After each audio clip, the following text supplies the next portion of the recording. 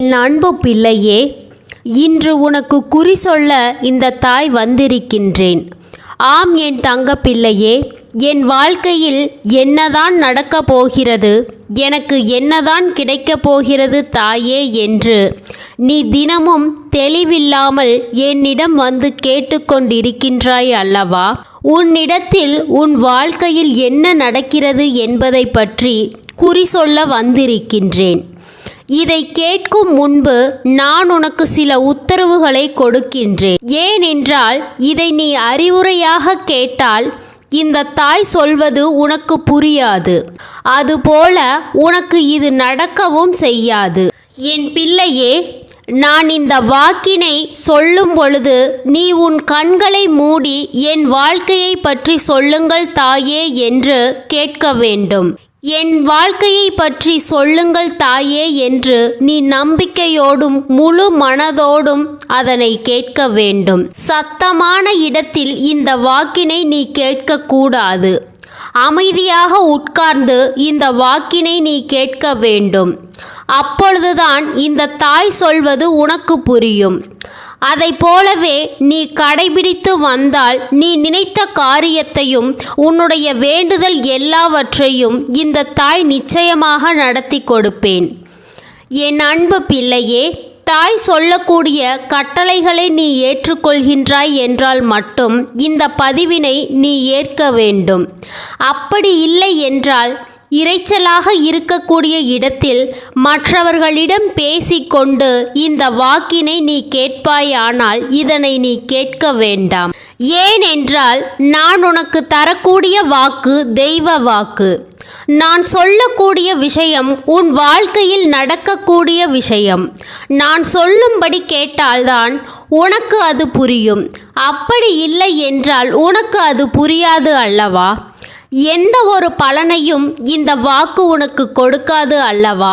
உன் தாய் சொல்லக்கூடிய விஷயம் என்னவென்றால், அடுத்து உன் வாழ்க்கையில் என்ன நடக்க இருக்கிறது என்பதை பற்றி தான் நான் உன்னிடம் சொல்லப் போகிறேன். அது உன் வாழ்வில் நாளை நடக்கலாம், அல்லது ஒரு வாரத்திலோ அல்லது ஒரு மாதத்திலோ கூட நடக்கலாம். ஆனால் இந்த தாய் சொல்வது நிச்சயமாக உன் வாழ்க்கையில் நடந்தே தீரும் என்பதை நீ மறந்து விடாதே. இந்த தாயினுடைய சத்திய வாக்காக இது இருக்கின்றது. நான் இதனை உனக்கு சொல்லுவதற்கு காரணம், நீ கண்ணீர் விட்டு அழுவதால் எனக்கு நடக்க வேண்டிய விஷயம் நடக்குமா நடக்காதா இது போன்ற கேள்விகளை நீ கேட்டுக்கொண்டிருக்கின்றாய் அல்லவா? அதற்கான பதில் உனக்கு கிடைக்க வேண்டும் என்றுதான் இப்போது நான் உன்னிடம் பேச வந்திருக்கின்றேன். உனக்குள் 1000 கேள்விகளும் குழப்பங்களும் இருந்து கொண்டிருக்கின்றது. மன நிம்மதி இல்லாமல் வாழ்ந்து வருகின்றாய். இந்த மன நிம்மதியை உனக்கு கொடுத்து நீ என்னவெல்லாம் செய்ய வேண்டும் என்று நினைக்கின்றாயோ, என்னவெல்லாம் செய்யக்கூடாது என்று நினைக்கின்றாயோ, எல்லாவற்றையும் உன்னிடத்திலே சொல்லிவிடுகின்றேன். அதுபோல இந்த பதிவினை நீ கேட்கிறாய் என்றால் உனக்கு நல்ல நேரம் தொடங்கிவிட்டது என்றுதான் அர்த்தம். உன் வாழ்க்கையில் நல்ல நேரம் தொடங்கிவிட்டது என்பதை தெரிந்து கொள்ள வேண்டுமானால் இந்த நேரம் என்னுடைய வாக்கினை நீ கேட்க தொடங்கி இருப்பாய். அப்படி உனக்கு நல்ல நேரம் துவங்கவில்லை என்றால் நான் உன்னுடைய வீட்டிலே இல்லை என்று நிச்சயமாக நீ புரிந்து கொள்ள வேண்டும். அப்படி இருக்கக்கூடிய சூழ்நிலையில் உன்னால் எந்த ஒரு விஷயத்தையும் முழுமையாக செய்ய முடியாது. இதையெல்லாம் இந்த வாக்கின் மூலமாக உனக்கு தெள்ளத் தெளிவாக சொல்லிவிடுகின்றேன். என் அன்பு பிள்ளையே, கண்களை மூடி இந்த வாக்கினை நீ கேட்க தயாராகி விட்டாயா? இந்த தாய் உனக்கான விஷயத்தை சொல்கிறேன் கேள். சில விஷயங்களில் நீ ஆழமாக யோசிக்கின்றாய், ஏமாறுகின்றாய், பயம் கொள்கின்றாய். அதே போல மற்றவர்களுக்காக, அதாவது உன் பேச்சை கேட்காமல் உன் வார்த்தைகளுக்கு கடுகளவு கூட மதிப்பு கொடுக்காமல் இருப்பவர்களுக்காக நீ அழுவதையெல்லாம் சுத்தமாக நிறுத்தி கொள்ள வேண்டும். ஏனென்றால் உன் தாய்க்கு அது பிடிக்கவில்லை. ஒருவர் ஏமாறுகிறார், ஒருவர் துரோகம் செய்கின்றார்கள் என்றால் அதனால்தான் அவர்களை எல்லாம் உன்னிடத்திலே நான் காட்டி கொடுத்தேன். இவர்கள் எல்லாம் இப்படிப்பட்டவர்கள் என்று. ஆனால் நீ என்ன செய்கிறாய்? ஏமாற்றுகிறவர்களுக்கும் துரோகம் செய்கிறவர்களுக்கும் உன் வாழ்க்கையில் முக்கியத்துவம் கொடுத்து கொண்டிருக்கின்றாய். இப்படி நடந்து விட்டதே, எனக்கு இப்படி செய்து விட்டார்களே என்று அதையே நினைத்து அழுகிறாய். என் தங்கமே, அதை நினைத்து எதற்காக நீ வருத்தம் கொள்கின்றாய்? அவர்கள் உன் வாழ்க்கையில் இருக்கக்கூடாது என்றுதான் அவர்களை விரட்டிவிட்டேன். ஆனால் அவர்கள் மீண்டும் வர வேண்டும் என்று நீ அழுது கொண்டிருக்கின்றாய். இப்பொழுது உன்னை ஒரு கஷ்டத்தில் இருந்து காப்பாற்றி இருக்கின்றேன். அந்த கஷ்டத்தையே நீ நினைத்து நினைத்து அழுவாயா? அதைத்தான் இப்பொழுது நீ செய்து கொண்டிருக்கின்றாய். உனக்கு என் மீது நம்பிக்கை இருந்தால் கண்ணீர் விடுவதை நிறுத்து. இனி ஒருபோதும் கண்ணீர் விட வேண்டும் என்று நீ நினைக்காதே. உனக்கான விஷயத்தை நான் செய்து கொடுப்பேன் என்ற நம்பிக்கையை மட்டும் நீ எப்பொழுதும் வைத்திருந்தால் போதும். உனக்காக நான் எல்லாவற்றையும் செய்து கொடுப்பேன் என்பதை நீ நம்ப வேண்டும். எனக்கு என் வாழ்க்கையில் நல்லது செய்ய என் தாய் இருக்கிறாள். அப்படி இருக்கும் பொழுது எப்படி எனக்கு கெட்டது நடக்கும்? எனக்கு நடக்கக்கூடிய விஷயங்கள் இப்பொழுது வேண்டுமானால் கஷ்டத்தை கொடுத்திருக்கலாம். ஆனால் இதுதான் எனக்கு நல்லது என்பதை நான் புரிந்து கொள்வேன் என்ற மனநிலையில் நீ எப்பொழுதும் இருக்க வேண்டும். என் அன்பு பிள்ளையே, உனக்கு நடந்த விஷயங்கள் இப்பொழுது வேண்டுமானால் உனக்கு கஷ்டத்தை கொடுத்திருக்கலாம். ஆனால் உன்னுடைய எதிர்காலத்துக்கு இதுதான் நல்லது என்பதை நீ புரிந்திருக்க வேண்டும் அல்லவா? உன் தாய் உன் வாழ்க்கையில் வந்த பிறகு உனக்கு எப்படி கெட்டது நடக்கும்? கெட்ட மனிதர்கள் எப்படி உன் வாழ்க்கையில் இருப்பார்கள் என்று கொஞ்சமாவது நீ சிந்தித்து பார்க்க வேண்டாமா? உன் வாழ்க்கையில் அனைத்துமே இழந்துவிட்ட பிறகு உன் உறவு உன்னிடத்திலே பேசவில்லை, உன் உறவு உன்னை விட்டு பிரிந்துவிட்டது என்று கூறுகிறாய் அல்லவா? ஏன் விலகிவிட்டது? உனக்கு துரோகம் செய்தவர்கள் ஏமாற்றினார்கள், கஷ்டத்தை கொடுத்தார்கள், வஞ்சகத்தை செய்தார்கள். அவர்களை தானே உன்னிடத்தில் இருந்து நான் விலக்கி வைத்திருக்கிறேன். ஆனால் நீயோ எனக்கு உறவு வேண்டும் என்று ஏமாற்றக்கூடிய நபரை கேட்டுக்கொண்டு அழுது கொண்டு இருக்கின்றாய். என் அன்பு பிள்ளையே, ஏமாற்றக்கூடிய நபர் உன் வாழ்க்கையில் வந்தால் கடுகளவு கூட சந்தோஷம் கிடைக்காது. வாழ்க்கை முழுவதும் அவர்களுக்கு நீ அடிமையாகத்தான் வாழ வேண்டும். அடிமையாக வாழக்கூடிய தங்கப்பிள்ளையின் வீட்டில் இந்த தாய் ஒருபோதும் இருக்க மாட்டேன் என்பதை நீ மறந்து விடாதே. அதைத்தான் உன்னிடத்திலே தெளிவாக சொல்லி புரிய வைத்து கொண்டு இருக்கின்றேன். என் குழந்தையே, அடுத்தவர்களிடம் கையேந்தும் அளவிற்கு நீ இந்த வாழ்க்கையை வாழக்கூடாது என்பதுதான் இந்த தாயின் ஆசை. எப்பொழுதும் இந்த தாயின் பிள்ளைகள் எப்படி இருக்க வேண்டும் தெரியுமா? எது இழந்தாலும், எப்படிப்பட்ட சூழ்நிலை வந்தாலும், உயிரே போகக்கூடிய நிலை இருந்தாலும் நம் தாய் நம்மை மீட்டெடுப்பாள் என்ற தைரியத்தை உனக்குள் வைத்திருக்க வேண்டும். அப்படி தைரியத்தை நீ வளர்த்து கொண்டு விட்டால் உயிர் போகும் நிலை வந்தால் கூட இந்த தாய் உன்னை மீட்டெடுக்க ஓடி வருவேன் என்பதை நீ மறந்து விடாதே. ஏனென்றால் நீ சர்வ சாதாரணமான பிள்ளை கிடையாது. இந்த தாயின் வரம் பெற்ற பிள்ளை என்பதை நினைவில் வைத்துக்கொள்.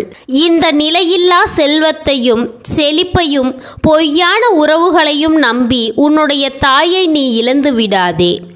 ஏனென்றால் இப்பொழுது நீ அதைத்தான் செய்து கொண்டிருக்கின்றாய். உனக்கு நான் பலமுறை சொல்லி இருக்கிறேன், நீ எப்பொழுதும் அழுகக்கூடாது என்று. என் அன்பு பிள்ளையே, பொய்யான உறவு எது, நல்ல உறவு எது, நல்லவர்கள் யார், கெட்டவர்கள் யார் என்று உன்னிடத்திலே ஏற்கனவே எச்சரிக்கைகளையும் நான் கொடுத்து விட்டேன். அவர்களை அடையாளப்படுத்தியும் காட்டிவிட்டேன். அது மட்டுமல்ல, உனக்கு பிரச்சனைகளில் இருந்து, துரோகங்களை செய்பவர்களில் இருந்தும் எப்படி நீ நடந்து கொள்ள வேண்டும், எப்படி இனி ஏமாறாமல் கவனமாக இருக்க வேண்டும் என்றும் உன்னிடத்திலே நான் ஏற்கனவே சொல்லி இருக்கிறேன் அல்லவா? அதனால் நீ கவனமாக இரு. உன்னிடத்தில் பலவீனமான ஒரு விஷயமும் உண்டு. அதை நீ கொஞ்சம் திருத்திக் கொள்ள வேண்டும். யார் உன்னை விட்டு சென்றார்களோ அவர்களை எண்ணி நீ ஒருபோதும் கண்ணீர் வடிக்காதே. அவர்களுக்காக வருந்தியும் நீ நிற்காதே. உன்னை விட்டு விலகிச் சென்ற அந்த போலியான உறவுகளுக்கு, உனக்கு துரோகம் செய்த அந்த உறவுகளுக்கு, உன்னை ஏமாற்றியவர்களுக்காக, உன்னை நினைத்து கடுகளவு கூட கண்ணீர் வடிக்காத அந்த கல் நெஞ்சம் பிடித்த உறவுகளுக்காக நீ உட்கார்ந்து 1 மணி நேரம் அழுகிறாய் என்றால் உன் வெள்ளந்தியான மனம் எத்தனை வருத்தமடைய செய்கிறது? என் அன்பு பிள்ளையே, இப்படிப்பட்ட கலியுக காலத்தில் இப்படியும் நீ இருந்து கொண்டிருந்தால் உன் வாழ்க்கை என்ன ஆவது? என் அருகிலே அமர்ந்து நீ என்ன வேலை செய்து கொண்டிருக்கின்றாய்? நான் உன் இல்லத்தில் இருந்து கொண்டு இதையெல்லாம் கவனித்து கொண்டுதான் இருக்கிறேன். அதனால் இனியும் இதையெல்லாம் நீ புரிந்து கொள்ளாமல் ஏமாறக்கூடிய உறவு, துரோகம் செய்யக்கூடிய உறவு, அடுத்தவர் மீது விருப்பம் கொண்ட உறவு, உனக்கு உன் வார்த்தையை ஒரு கடுகளவு கூட மதிக்காத அந்த உறவை எல்லாம் தேடிக்கொண்டு நீ இருக்காதே. என் அன்பு பிள்ளையே, அவர்களை எல்லாம் மீண்டும் உன்னுடைய வாழ்க்கையில் கொண்டு வர முயற்சி செய்யாதே.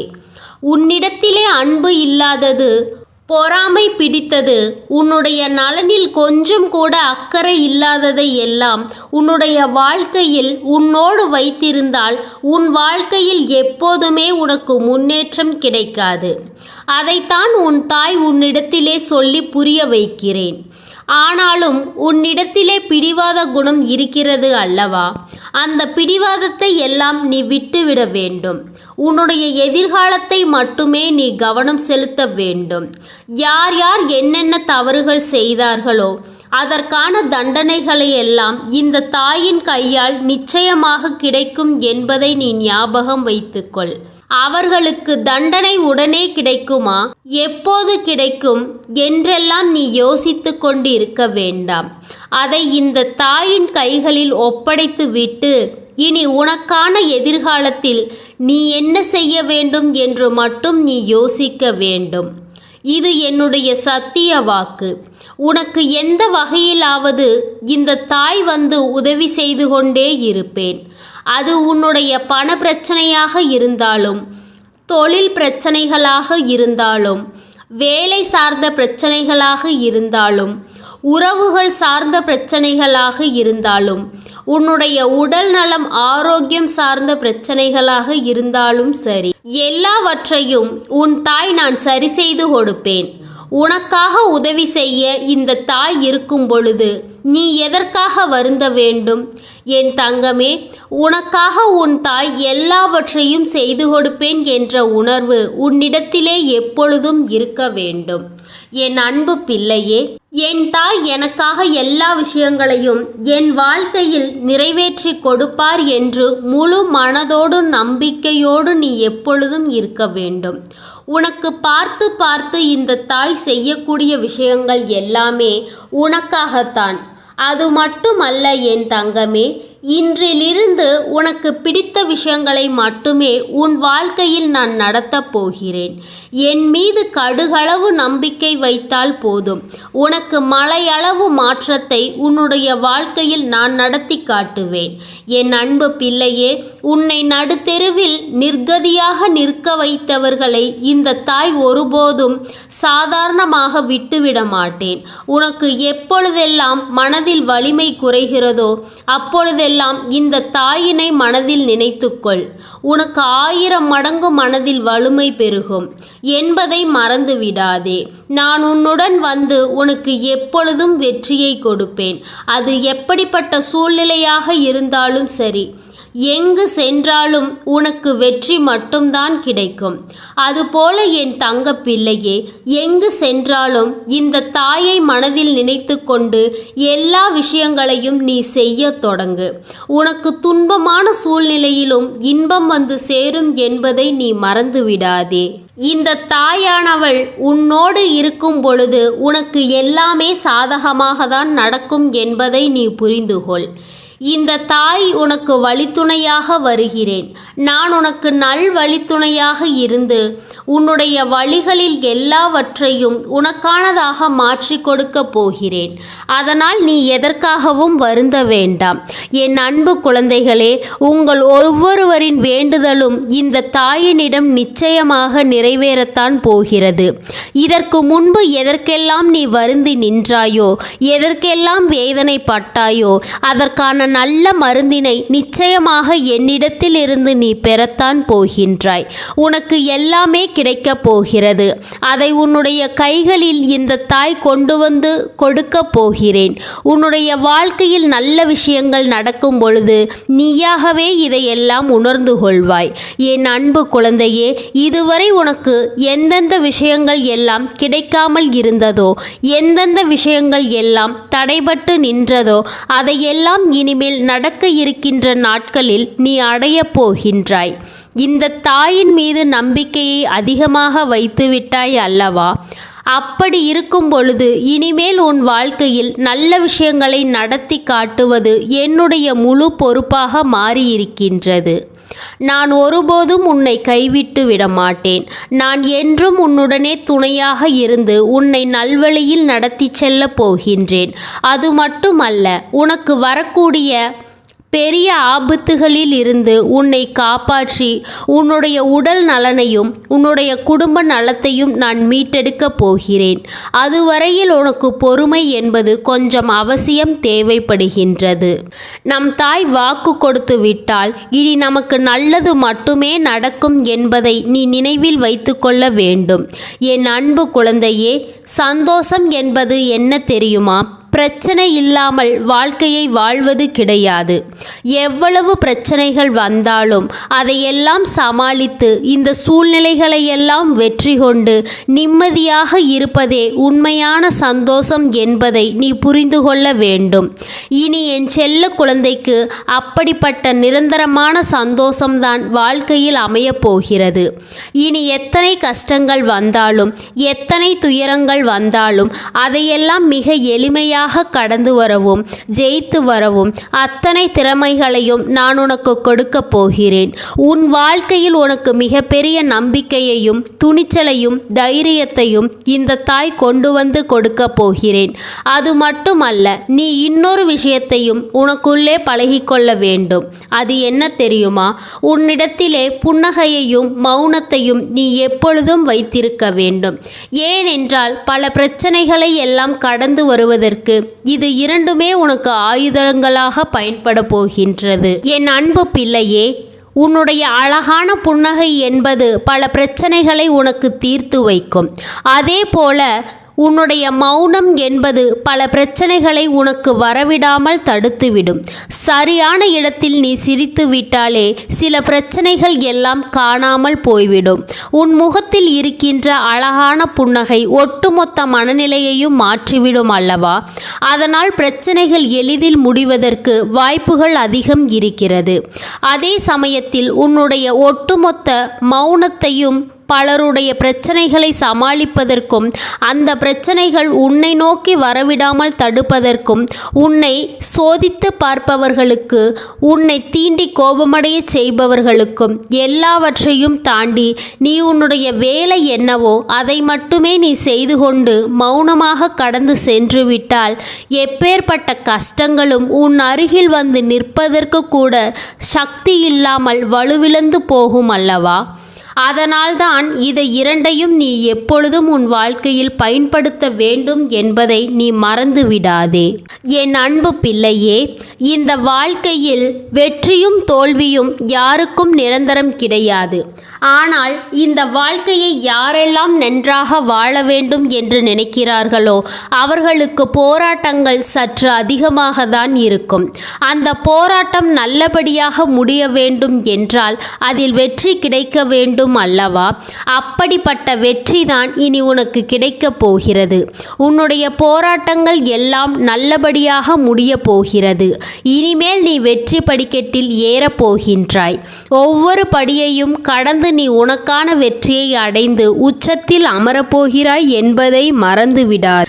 என் அன்பு குழந்தையே, எதிரியாக இருந்தாலும் சரி, அல்லது உன்னை அலட்சியம் செய்யும் குடும்ப உறவுகளாக இருந்தாலும் சரி, அவர்களுக்கு எப்போதும் நீ மௌனத்தை மட்டுமே பதிலாகவும் பரிசாகவும் கொடு. விரைவில் உன் வாழ்க்கை மாறும் அல்லவா?